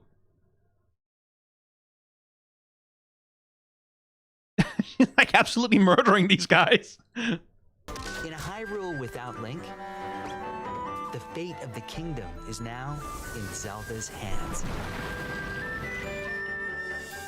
I'm really curious about the boss fights and stuff. I hope you enjoyed. Like, I really wanted to have good puzzles. Which channels Princess Zelda's I want wisdom. good There puzzles. are a lot of echoes in this game. To be honest, I haven't counted them all yet. Yeah, side-scrolling section and shit like that. Will change depending on the echoes used. In short, we've created a game. And like they're also doing the thing again, right? Like the Breath of the Wild thing of like Zelda made something that was on fire, and then it set the environment on fire. The echoes used. In short, we've created right? Like, they're doing that Breath of the Wild thing where they're creating, like, these interconnected systems that interact with each other, right? Like, we have all these different things that have different effects, like explosion effects, water effects, fire effects, whatever, wind effects, and presumably you can do all kinds of weird environmental interaction nonsense. Because that sort of seems to be the thing that that sort of seems to be the thing that they are on after the Breath of the Wild games. Is like, this is going to be something that's like a core part of the Zelda franchise going forward. It's really hard to balance a fight, and the boring answer of one item and one item solves this won't be very fun. Yeah, like, I do trust, though, that Nintendo's designers know how to design a battle that is more fun that way. Because that's the classic Zelda boss fight design, right? It's like, you get the item in the dungeon, you use the item on the boss, and that's sort of like, that's the progress. Like, you get the Megaton hammer, you smash the dragon over the head with it. And that was like, that led to Zelda bosses becoming kind of boring over time. Because it was that thing of like, oh, I have the item, I need to use the item on the thing. And that's where, like, Breath of the Wild didn't have the best bosses, and neither did Tears of the Kingdom. But both of those games, like, did have, like, that open-endedness with the bosses where, like, yeah, you can beat them with your sword or whatever, but especially in Tears of the Kingdom, it's like, you can also build a giant robot with lasers on it that will just absolutely shred this thing to pieces, and that's a valid way to solve the boss fight, right? Like, and I do like that. Like, I do think we'll have something like that. I don't think this will be a particularly challenging game. Created a game where each player's experience will be different. The Legend of Zelda: Echoes of Wisdom launches September 26th. And I do like that she gets her own Navi, apparently, right? Like much in the same way that when they introduced the Z targeting system in Ocarina of Time, they, instead of just having it be an UI element on screen, they made a character to embody the C target system, right? And the same thing with like so many Zelda games where it's like, oh yeah, this new mechanic, we've created a character to embody that for you. And they're doing that with Zelda as well, where she gets this little copy fairy creature. Nintendo Switch Lite system, inspired by the Legend of Zelda series, will also be available at launch. Also, I'm not gonna buy it, but that does look kind of nice. That is a nice looking Switch Lite. I don't need it for anything, but, you know. We hope you're looking forward to playing as Zelda in this new adventure. I really hope it's good. I really hope it's good. I'd stolen away back. I really hope it's good, and I really hope it sells well, so that Eiji Aonuma can't fucking, like, so that when there's a new mainline Zelda game, maybe Zelda gets to fucking do something gameplay-wise for once. Would be nice. It really was a thing. Like, Tears of the Kingdom especially, it's like, I don't understand why we didn't get to play a Zelda in the past. Messing around with the same powers that Link has in the present, right? Like, and doing stuff, and like, I don't understand why that wasn't a thing. It really did bother me. To Mr. Let's see. Outside of that, there was Just Dance. There was the Lego Horizons thing. Stray, the Hobbit life sim thing. Ace Attorney Investigations, which I am genuinely quite excited for. I really want to see an official translation of Ace Attorney Investigations 2. Because the fan translation is fine, but it's also not like, it's also not very well translated. Because like the fan translation of Investigations 2 is accurate, right? Like, it accurately translates everything that is in the Japanese release. What it doesn't do very well, it doesn't localize very well. Right, like, it doesn't really translate the puns properly, in terms of like making the idea of the pun what the pun is, like the context of it come across. It doesn't change the names to make sense as like funny pun names. It doesn't really localize the game very well, right? It translates it really perfectly, but the localization is bad, and I'm quite curious to see like what an official localization, like working with the original writers and shit, to properly connect like the cultural context. I also like those hand-drawn sprites. I quite like the hand-drawn sprites that they're using on like the overworld. Miles Edgeworth. As long as they fix Ray Shields, I'm happy with that. Yeah, there's that too. Gather information by interviewing people and inspecting evidence. Then use the power of logic to solve challenging cases. Enjoy all new hand-drawn character visuals from the original series character designer, or swap to the original. It is a big difference, right? And I'm a little annoyed to see that the old sprites have had a little bit of a smoothing filter applied to some parts of them, especially the outlines, which is like, no, don't do that. Just let them be the sprites. But hand-drawn character visuals from the original series character. But I really do like the hand-drawn, new sprites that they've got. Classic look. Take a break from your investigation to explore the gallery, where you'll find character art, music, including orchestral arrangements, and more. Past and present. And also orchestral rearrangements of the whole soundtrack is like, yes, yes, please. For the truth, at any cost. Ace Attorney Investigations Collection launches on Nintendo Switch September 6th. I'm so up for that. And presumably it'll come to PC as well, because Capcom does that. Then there was the Danganronpa tactical RPG thing. Let's watch that trailer again, because I want to see...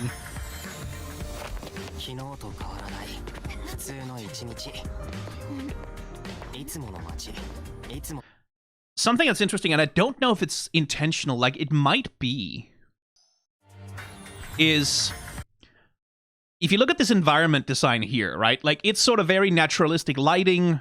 Like it's not realism, but it's like naturalistic lighting. It's like very normal environment, right? Like it looks like very sort of, this is supposed to be the real world shit. And that has a serious clash with the character designs. Because like these characters, even in their normal clothes like this, look kind of weird and out of place.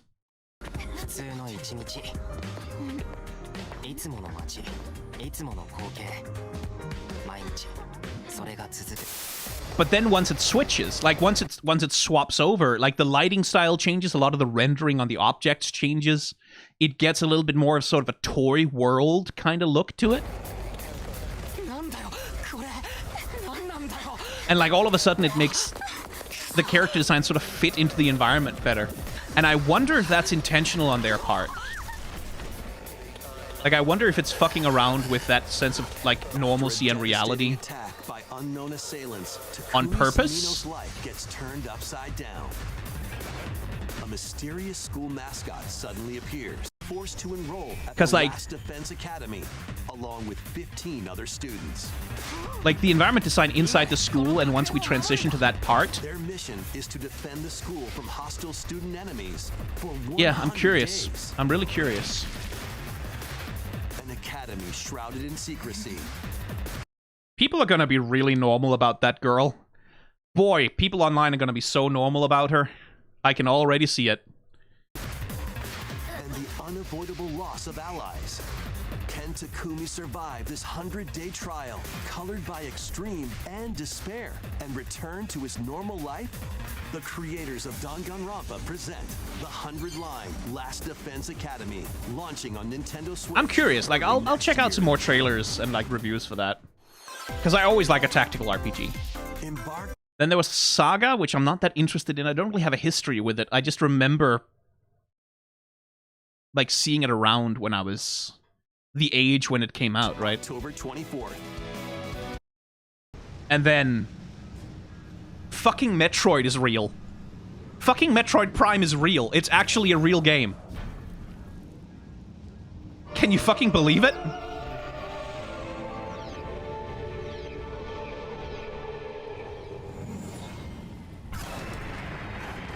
Okay, so let's see. This is presumably the opening level, right? Like, we've got nothing but the gun, the missile launcher. We've got a minimap. It looks like the lock-on system targeting movement thing is like... It's going to be twin stick, but it looks like it's working much the same way that the original Prime did. In terms of, like, you lock onto an enemy, the camera just holds on them, and you circle strafe them.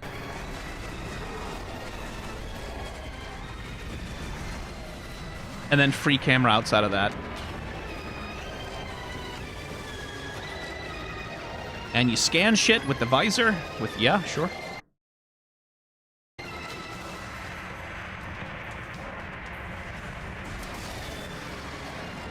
Morph ball. environmental storytelling. She has the bomb power from the start also, it looks like. I think. So this is in terms of the lore. I don't remember where Metroid Prime 3 left off. Because, like, there was some Metroid Prime 3, then there was Bounty Hunters, then there was Federation Force, which I think had some tie-in to the canon somehow. And, like, so I don't know why is Samus depowered at the start of this game? Who knows? Is Dread canon? Yes. But Prime and Dread don't quite exist in the same timelines, I don't think. Like, I don't think they've clarified exactly where Prime falls in the Metroid timeline next to, like, the, like, Super Metroid and Dread and, you know. Paying off the cliffhanger teaser from a 2007 Wii game that features a character from the DS 2006 spin-off is insane. Yeah! Wasn't Prime a prequel? I think so. Fusion has to be after the Prime games, right? Because Fusion comes directly after Super Metroid, and Dread comes directly after Fusion. But, like, there's parts of Prime that are, like, that seem to be after Super Metroid, but it's like, they've never clarified it, and I don't think there is an official explanation for it either. Because it's canon nonsense, right? Like, Nintendo didn't think so hard about it when they, like, licensed off Prime to Retro Studios, so, you know.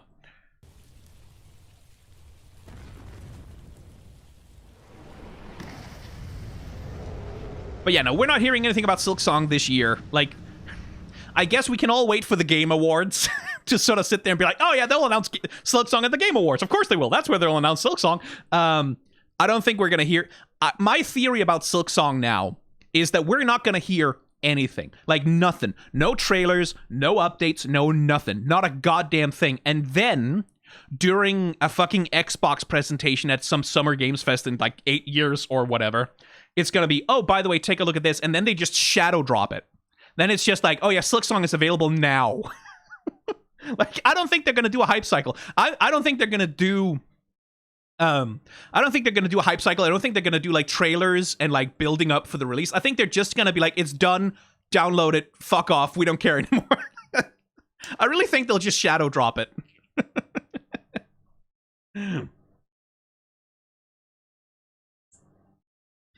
Because, like, Silksong doesn't need trailers anymore. Right? Like, it doesn't need it. Like, Silksong is one of those games, it's like, it doesn't need trailers, it doesn't need marketing, it doesn't need promotion. When it gets released, everyone on the internet will know. Everyone on the internet is going to know exactly when Silksong gets released, where they can buy it, and when they can play it, right? Like, they don't need to do marketing for it. They need to make trailers. They don't need to buy ads. They can just launch it. And it'll be the most successful game that year. Like, it'll instantly be the most successful game that year. That's also kind of what I hope that they do. I hope that people just, like, get more and more insane about Silksong for, like, the next 5 years. Like, just, like, it's a fake game. It never existed. The trailer isn't real. It's a psyop. It's a fucking CIA mind control experiment. And then they shadow drop it. Right? Like, just out of nowhere with no warning. Man, Silksong it's gonna be fun being on the internet the day that Silksong drops. It's gonna be fun. It's gonna be a good time. Anyway, that was a solid direct. Like, I had no expectations going into this. I had no expectation. What if Silksong is just bad? Oh, that would be so fucking funny. I had no expectations going into this direct, but, like, there's some really solid little titles in there and some announcements. Not a lot of, like, oh, I'm gonna go buy that right now, but, like, getting a launch for, like, getting a 2025 launch window for Metroid Prime 4, for example, getting, like, the fucking Zelda, which I think was also 2025, right? I get that's a good way to build hype for the Switch 2 also. Like, if this now it's like the Switch 2 has to be backwards compatible with everything on the Switch, right? Like, everything on the Switch has to work on the Switch 2, right? Like, they cannot possibly possibly release a console that doesn't have backwards compatibility? You would think, but also Nintendo's a Nintendo. Like, they might pull another Wii U, right? Well, but even the Wii U was fully backwards compatible because it was just a Wii with a few extra bits shoved in.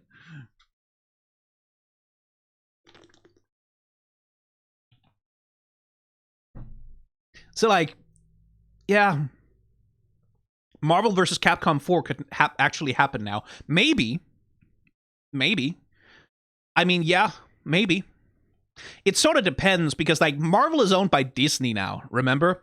And Disney is a very different monster to work with when it comes to licenses than Marvel used to be, right? Marvel used to be very free with their, like, they used to license their shit out to everyone for everything, right? Like, they used to be kind of slutty about it.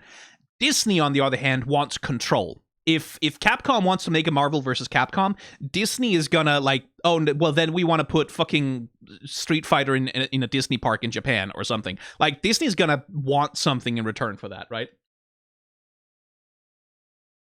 They want control, they want input, they want to be stakeholders in everything that they do.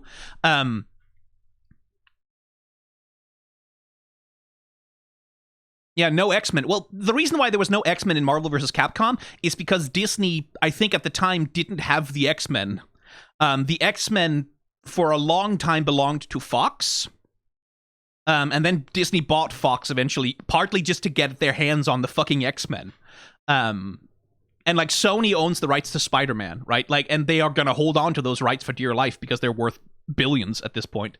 So, like, it's a really complex web of licensing. Well, Sony owns the movie rights to Spider-Man, right? And I think they also have the video game rights to Spider-Man, I'm pretty sure. They don't have the comics rights. That still remains with Marvel Comics specifically. But there's a bunch of licensing, a bunch of merchandising, a bunch of spin-off, like a bunch of like if you want to do a version of the Peter Parker character from like the Sam Raimi movies or from the Amazing Spider-Man movies, those belong to Sony, right? So if you want to put those, and the same thing with like the Tom Holland Spider-Man belongs to Sony, right? So if you want to put Tom Holland version of Spider-Man in a video game, you got to go through Sony, right? And Disney at the same time. So like trying to license anything from the Marvel universe nowadays is like that. It's a tough gig. So I wouldn't expect Marvel versus Capcom necessarily to be happening. Because like who knows what kinds of demands that Sony, and does Sony have both Spider-Mans? Again, they have the movie rights to Miles Morales. They don't have the comics rights. I don't know about video games. I would imagine they have the video game rights as well, since he was in the Sony Spider-Man PS5, PS4 games. So like I imagine they have the video games rights to him as well, right? Will this be a VOD? Yes, it will. So like I would not expect Marvel vs. Capcom 4 anytime soon, because it's really, really fucking hard to get that licensing shit to work out. My favorite thing is how Universal owns the theme park rights for specific Marvel properties east of the Mississippi River indefinitely, so long as they never change the land significantly. So Marvel Superhero Island and Islands of Adventure will always be stuck in 1999. Yeah, that shit happens a lot, right? Where Universal is holding on to those rights specifically. Like, well, I mean, it'll not always be stuck in 1999. It'll be stuck in 1999 until Disney pays Universal enough money for the rights, right? That's why Universal is holding on to them. That's why they made the Amazing Spider-Man movies, right? They made the Amazing Spider-Man movies with Andrew Garfield, not because they really wanted to, but because if they wanted to hold on to the Spider-Man rights, they had to. It was necessary. In order for Universal to hold on to the movie rights to the character, they had to make movies with him. Otherwise, they would revert back to Marvel, nay Disney, right? Now Disney. So Universal made those movies out of obligation more than anything. In order to have, like, hold on to those rights so that when the MCU, like, they saw the MCU blowing up, right? And they wanted to have the Spider-Man rights so that Disney would have to pay through the nose to put Spider-Man in their Avengers movies, which they did, right? And it's the same thing with theme park rights. Like Universal is holding on to them until they can extract enough money from Disney, right? To make it worth relinquishing them. And same thing with Marvel versus Capcom. It's like, Capcom might be able to license the Marvel characters from Sony and from Disney, but they're gonna have to give something up, like either a lot of money or else intellectual property rights to some of their characters, right? Like it might be a thing of like if they want like to do another Marvel versus Capcom, Disney gets to have the rights to make a Street Fighter movie, right? Or put Street Fighter characters in a fucking theme park somewhere in Japan or something. Like it's shit like that has to happen for those licensing rights to go ahead. Which is my favorite movie, Spider-Man. It's still Tobey Maguire. It'll always be Tobey Maguire. Like Tom Holland is pretty good. He just hasn't had good movies to work with. Tobey Maguire really embodied like the fact that Peter Parker is a fucking loser. Not because he's a bad kid or because he's stupid or anything, but because he has no luck. Everything always goes wrong for Peter Parker, always. And he carried on regardless. And like Tobey Maguire did the best job of portraying that. It's also nostalgia, right? Like these are the movies I grew up with. But like it's the original Tobey Maguire did the best job of embodying Peter Parker as a loser. Whereas Andrew Garfield was always way too pretty. Like, he was way too pretty and handsome to be a loser, right? And it's kind of the same problem with Tom Holland, is like, he's way too pretty and handsome, first of all. And also, the movies have just not really... The movies keep trying to make Spider-Man into, like into an Avenger, right? Like, they're sort of stuck in MCU mode, where, like, everything has to be big, right? Everything has to be huge. And it sort of means that Tom Holland can't just be that was the point of the fucking No Way Home movie, right? Was they wanted to reset the continuity and the canon to where like no one knows Tom Holland, no one knows Spider-Man, no one remembers who Peter Parker is. So they could turn him into like a loser who can be living in New York and like never have enough money and scramble for a job and like be hated for being Spider-Man superhero. Like they really wanted to reset the clock on that to sort of purge the MCU stank from it. But like who knows what they're gonna do like with the character going forward, because apparently in the next Avengers movie they'll have like all of everyone, like 60 people, actors returning as old characters, whatever. Like, so who the fuck knows, right? But yeah, can't wait for them to walk back the ending in the first 20 minutes of the next one. Yeah, like, that's the thing, is, right? Like, it's... So the best Spider-Man movie, like, ever, I will say. Like, my favorite Spider-Man is Tobey Maguire, but the best Spider-Man movie ever made is Into the Spider-Verse. Like, that's just the best one. It is the best one. It's the best Spider-Man movie that has ever been made.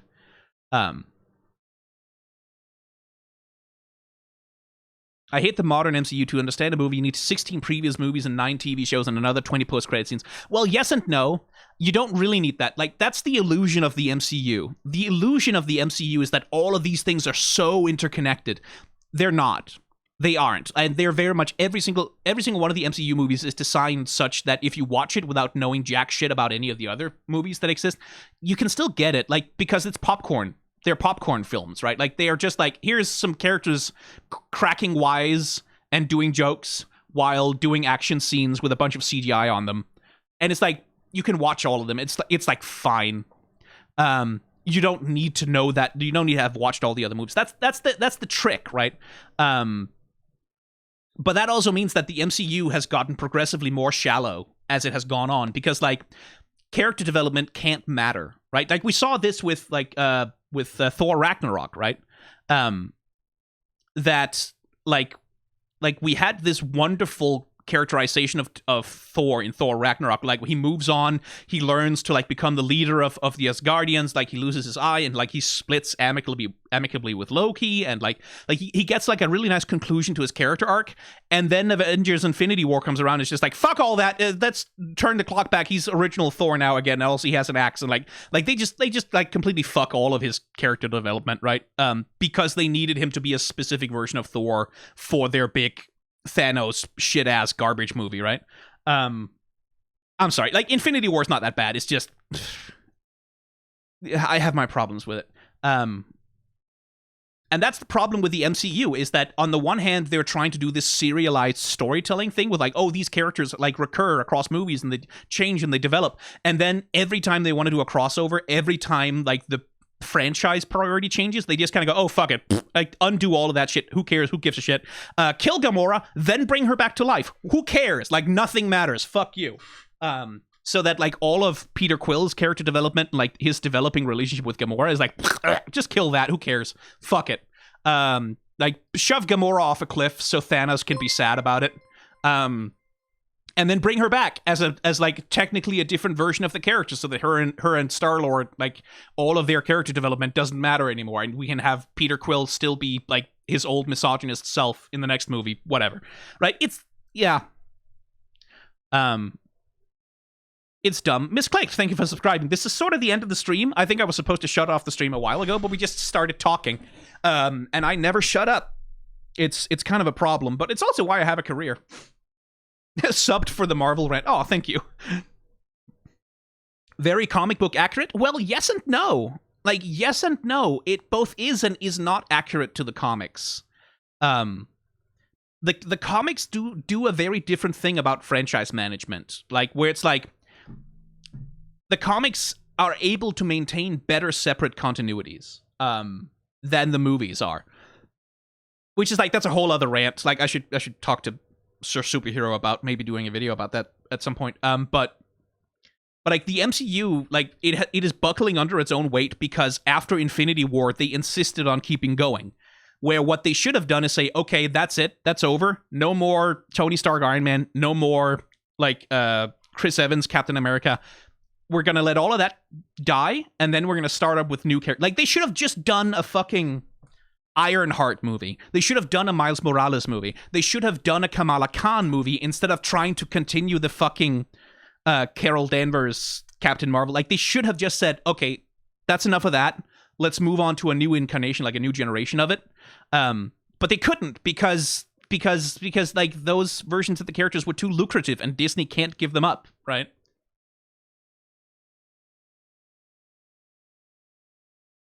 But that's corporate storytelling. That's the way it goes. What comics has over that is that an individual comic run can still do crazy shit, right? And it doesn't need to, like, they don't need to do that micromanaging franchise bullshit with individual. Actually, let me pull this up.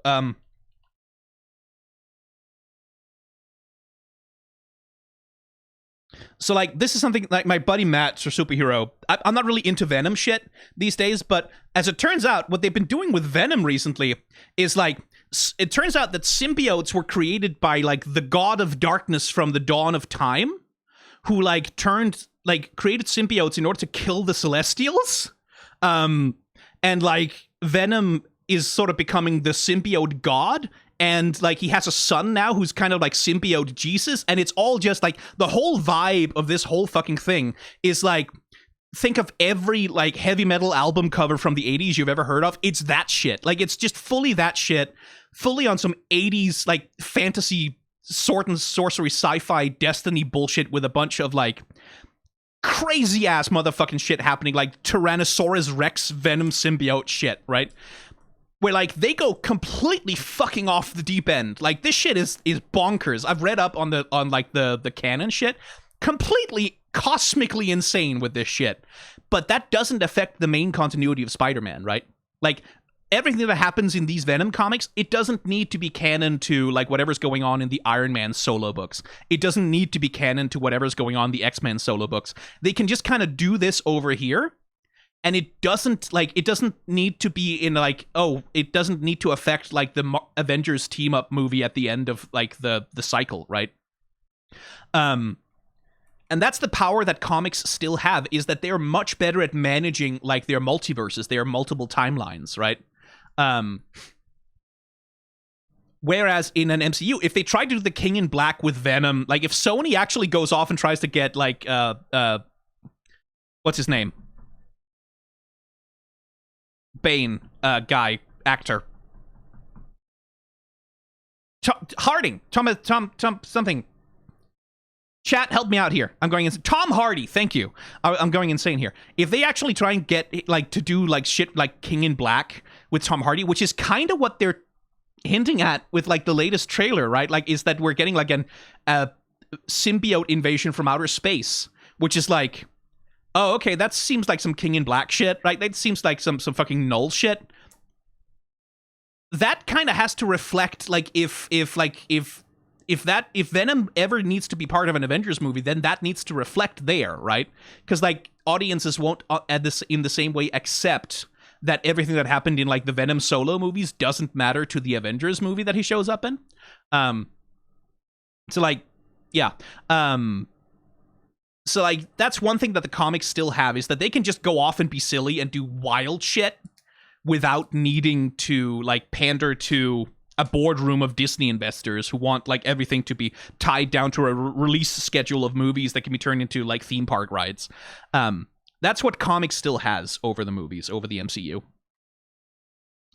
Did you see that the creator of Arcane says that? Yeah, like, of course I saw that. Of course they'll do that. Arcane was such a cool take on a separate thing that had no bearing. It could be cool by itself, then Riot happened. Yeah, I mean, that whole conversation we just had about the MCU, that applies to Riot as well, trying to do their One Runeterra project and turn everything into like a connected cinematic universe inside of that. Oh my god, I dread that. I dread how Riot's management is going to fuck it up. Arcane Season 2 is going to be great. Like, I don't think they have fucked up Arcane Season 2, but whatever comes after, I don't trust it. I don't trust it, man. No, Arcane Season 2 is going to be great. Don't worry about Arcane Season 2. Like, because that's still the original creative team in charge. They're completing the storyline they set up in Arcane Season 1. I don't think they're going to fuck that up with any multiverse bullshit. Like, they're not going to fuck that up with any crossover nonsense. Like, that's not going to happen. But whatever comes after, is like, whatever comes after, I'm worried about. Anyway, this was supposed to be a Nintendo Direct stream. So, I think I'll cut it here. And upload the VOD to the... Like, maybe I'll do a chatting stream about Arcane later in the year where we can talk about... Arcane stuff. I need to do a rewatch of Arcane as well over on the Discord. Oh, right. Let me put a link to the fucking Discord in chat. I keep forgetting to do that. Because we do movie nights over on the Discord, where we hang out. We watched Treasure Planet recently, and this Sunday, Saturday, something like that, we're gonna watch Atlantis, the Disney movie Atlantis. So if you want to join for that, let me just get that fucking Discord link up. Boop. There, you can join with that Discord link. It'll work for 24 hours. And I want to do a rewatch of Arcane before the new season comes out. Like once we know the exact release date of the new season, I'll do a rewatch of the old of Arcane Season 1 to get us all up to scratch. So join the Discord if you want to get in on that, I suppose. You finally made a TBSkyen. Oh, thank you for the nice words, Buckshot666. Unfortunately, this is the end of the stream. I'm just letting the Discord link hang in chat for a second before I end the stream, because it's gonna get unpinned once I end the stream. Did you do an Arcane Season 1 reaction? Yes, it's over on my Let's Play channel, actually, because I used to use that as a dump channel. I should re-upload that to the reaction channel, actually. And put it over there instead. But yeah, end of the stream now. Click the Discord link if you want to. And I will see you back for another stream at some point when I have time. I need to go back to working on a main channel video now. Bye!